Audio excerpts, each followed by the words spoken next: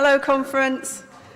That was a film from the Fight for $15 campaign in the States, and we're really delighted to be here with you today. We feel we're natural allies with the Bakers Union. It's a leading union.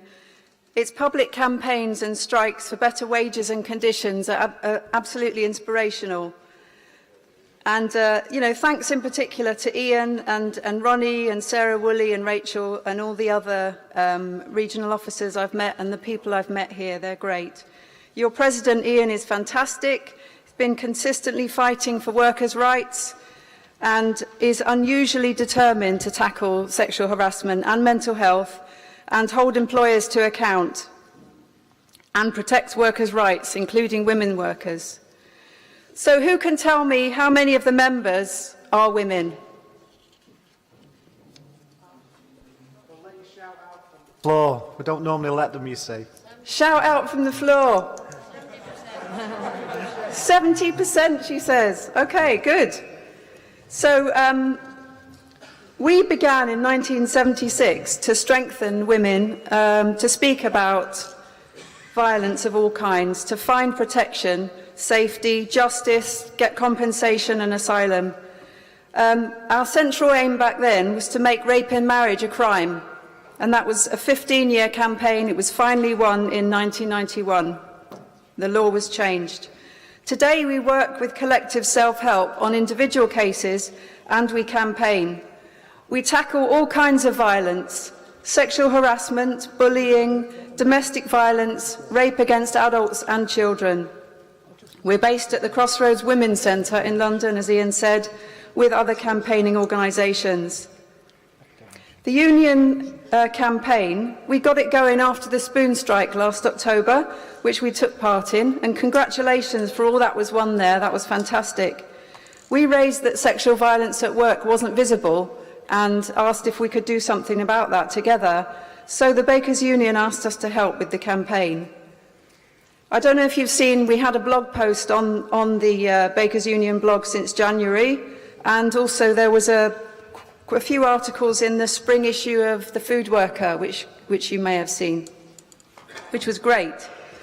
We're delighted to see that there's a petition going around from a McDonald's worker called Christine, who was assaulted by a team leader, I think, or a manager, just recently. And also, I know that the union's in the middle of launching some animation films, and you'll see that there's some leaflets out in the foyer about the campaign that the union's doing. So our work is beginning to bear fruit, very good, and other unions, I'm sure, will build on what you're doing and what you've done. This year I've been invited to speak all across England and Wales to Bakers Union regional meetings, and I've met lovely, lovely people.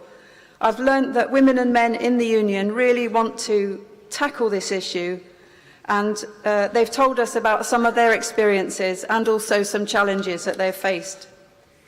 So what is sexual harassment? Basically, it's any unwanted sexual contact, including sexual comments, advances, touching. Basically, that's assault, and it's defined in the Equality Act 2010. People go to work to earn a living, not to be sexually assaulted. Wetherspoons, I hear, is known for expecting waitresses to put up with groping customers.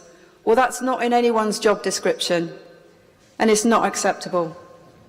When it's not consenting, people need to stop. That's a line we don't let others cross. It's distressing when it's from customers and colleagues, but it's worse if it's someone in authority. They have power over you and can punish you by giving you difficult hours or even taking your job. Management has no right to abuse its power. Some people are especially vulnerable to sexual harassment. Anyone on precarious contracts, low pay, with kids to feed, young people, insecure immigration status, and non-union members, even more vulnerable than the rest of us. Also, domestic violence and even rape can happen to any worker. It's intimate and a traumatic crime. Sexual violence is very hard to speak about and can affect you for years. Women here may have had experiences they never told anyone. We're at your service, and you may want to speak to us anonymously later. Sexual violence is very hard to speak about. Sorry, I just said that. Too often, companies ignore sexual harassment or even cover it up. The Bakers Union has made clear its intention to believe and support the victim, regardless of their immigration status, regardless of whether they're agency workers or even union members. So how common is it? TUC research in 2016 found 52% of women had suffered sexual harassment at work. Among women aged 16 to 24, it was 63%. House of Commons research found it happened to 18% of men. In the US, the Fight for $15 campaign says women in fast food restaurants suffer 60% more sexual harassment than women in other jobs. What do victims want done? Okay, we want protection. We want the abuse to stop. Too often, a victim is moved away or leaves. We want justice. We want action against an attacker, perhaps dismissal, perhaps compensation to rebuild our life and to stop the perpetrator doing it to others. Social acknowledgement of the crime is a key step towards healing. We've written a guide called Justice is Your Right, which focuses on your rights in the criminal justice system, especially on the police. It says what you can do if things don't go well, and survivors tell us it's invaluable. A main focus of the guide is that the police should do unbiased, thorough investigations to gather the evidence, and the CPS should fight for it in court. So what can the union do? You, as reps, can encourage workers to report to you. Women may prefer to discuss these things to other women. If management is involved in the abuse, you follow the procedures, just like any other grievance. When someone reports, a union rep should ask what's happened, investigate impartially, and find out what the person needs. Believe them. Don't assume or suspect it's false. Help them stop the abuse. Protect their confidentiality. That's crucial to be scrupulous and protect them from gossip and retaliation. Too often, people are tempted to side with their social circle or their mates rather than the aggrieved person. Reps need to represent all members. I don't need to tell you this, it's not only the men. If you're not sure about a case, we'll be glad to be consulted. Work with lawyers who want to win against the company. I'm going to talk now a bit about the #MeToo movement and other campaigns. Society is changing. Despite the devastating economic backlash against women and children, and everyone, decades of campaigning has encouraged mass movements of women and girls globally. Now, speaking out and demanding justice, the #MeToo movement has enabled women to come out as survivors on social media and shout, "Sexual abuse is not acceptable."